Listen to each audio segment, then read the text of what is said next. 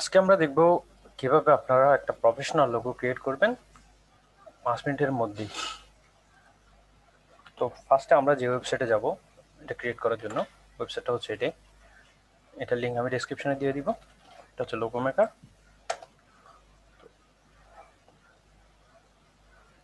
এই লিঙ্কে আসার পর আমরা এখানে অটোমেটিকলি একটা অলরেডি ক্রিয়েট করা আছে, আমরা নতুন করে ক্রিয়েট করব আমাদের জন্য। আমরা নিউতে ক্লিক করব, দেন ইয়েস। এরপর আমরা ক্রিয়েট করব, আমরা অ্যাড সিম্বলে যাই। এখানে দেখা যাচ্ছে অনেকগুলো সিম্বল আছে, বিভিন্ন অপশন আছে, ক্যাটাগরি আছে। আপনারা এখান থেকে আপনাদের পছন্দ অনুযায়ী যে কোনো ক্যাটাগরি চুজ করবেন। মনে করেন আমরা এই লোগোটা ক্রিয়েট করব, আমরা এই টেমপ্লেটটা চুজ করেছি। এখান থেকে আমরা চাইলে যে কোনো কালার চেঞ্জ করতে পারবো। যেমন আমি এই এই সার্কেলটার কালার চেঞ্জ করতে যাচ্ছি।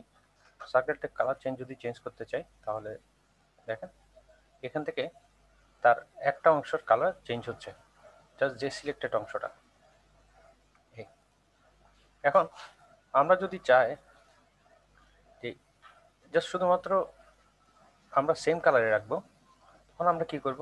যেমন ধরেন আমার এই কালারটা আছে, আমি একটা সাইডের অংশ কালার চেঞ্জ করেছি, তাহলে আমরা এই কালার কোডটা আমরা কপি করে নিব। দেন আমরা এটা আমাদের পছন্দ অনুযায়ী আমরা এখানে অ্যাপ্লাই করতে পারবো। এখানে ক্লিক করে দেন কন্ট্রোল কি প্রেস করলে এই কালারটা এখানে অ্যাপ্লাই হয়ে যাবে। তো আমরা এটা আনডু করে দিচ্ছি। এখান থেকে আমরা যে কোনো শেপের কালার আমার মন মতো করে চুজ করতে পারবো। যেমন ধরেন আমি এখন অন্য অন্য শেপের কালার দিচ্ছি এটা। তাহলে আমরা দেখলাম কিভাবে শেপের কালার চেঞ্জ করব বিভিন্ন শেপের। এখন দেখি আমরা কিভাবে একটা টেক্সট ইউজ করব। টেক্সট ইউজ করার জন্য আমরা অ্যাড টেক্সটে যাব। অ্যাড টেক্সট এখানে অটোমেটিকলি একটা ফন্ট এসেছে। আমরা ফন্টে আমরা আমাদের লোগোর নাম যেটা মনে করেন, আমার নাম হচ্ছে মারুফ মারুফাই দিলাম আমি। এটা হচ্ছে আমাদের টেক্সটের কালার এবং ফন্ট। আমরা চাইলে এখান থেকে কালার চেঞ্জ করতে পারবো আমাদের অনুযায়ী। মনে করেন আমি এই কালারটা চয়েস করছি। দেন আমরা চাইলে এটা ফন্টও ইউজ করতে পারবো। ফন্ট যে কোনো ফন্ট ইউজ করতে পারবো। এখান থেকে আমাদের অনেকগুলো ফন্ট দেওয়া আছে, প্রফেশনাল ফন্ট। এখান থেকে যে কোনো ফন্ট চুজ করতে পারবো। এই দেখেন এখান থেকে ফন্ট আমরা বোল্ড করতে পারবো, চাইলে ইটালিক করতে পারবো, ফন্ট সাইজ বড় করতে পারবো, ছোট করতে পারবো। আমরা ইটালিক না, আমরা এটা রেগুলার ফন্ট রাখি। এখন আমরা যদি চাই অন্য একটা সিম্বল এখানে আনতে, তাহলে আমরা দেখি এখান থেকে আমরা চাইলে যে কোনো সিম্বল আনতে পারবো। আরো এক্সট্রা কোনো সিম্বল যদি ইউজ করতে চাই,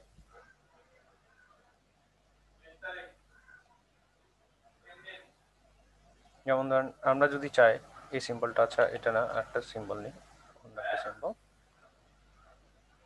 যেমন ধরেন এটা মনে করেন এটা আমরা বড় করলাম। এখানে আমরা চাচ্ছি এটা পিছনে রাখার জন্য, জাস্ট দেখানোর জন্য এটা দেখাচ্ছি। আমরা চাচ্ছি এটা পিছনে রাখতে, তাহলে আমরা সেন্ড ব্যাকওয়ার্ড দিব। সেন্ড ব্যাকওয়ার্ড দেওয়ার পর আমরা আমাদের মতো করে আমরা চাইলে এটা একটু রিসাইজ করে নিই এখানে।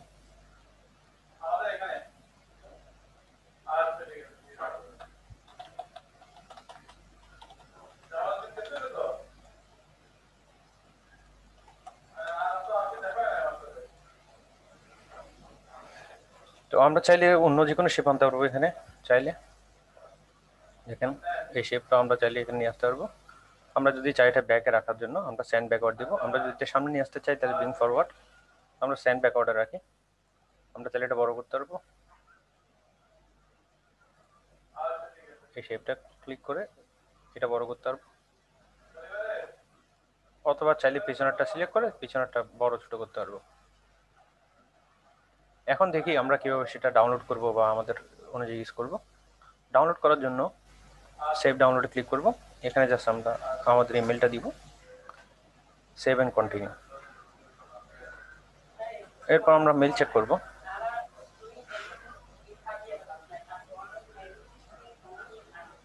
দেখেন আমাদের মেইলটা চলে এসেছে।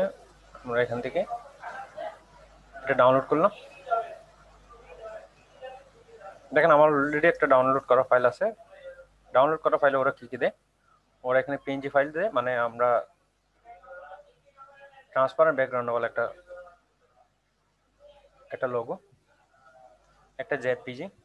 এটা হচ্ছে আমাদের ব্যাকগ্রাউন্ড যেটা আমরা সিলেক্ট করছি, ব্যাকগ্রাউন্ড সিলেক্টরওয়ালা। আরটা হচ্ছে পিএসডি ফাইল, মানে ফটোশপ ফাইল। তার মানে আমাদের যা যা লাগবে অ্যাকচুয়ালি তারা সব কিছুই দিয়ে দিয়েছে। তাহলেই আমরা কিভাবে দেখলাম কিভাবে খুব তাড়াতাড়ি একটা লোগো ক্রিয়েট করতে পারবেন, প্রফেশনাল লোগো।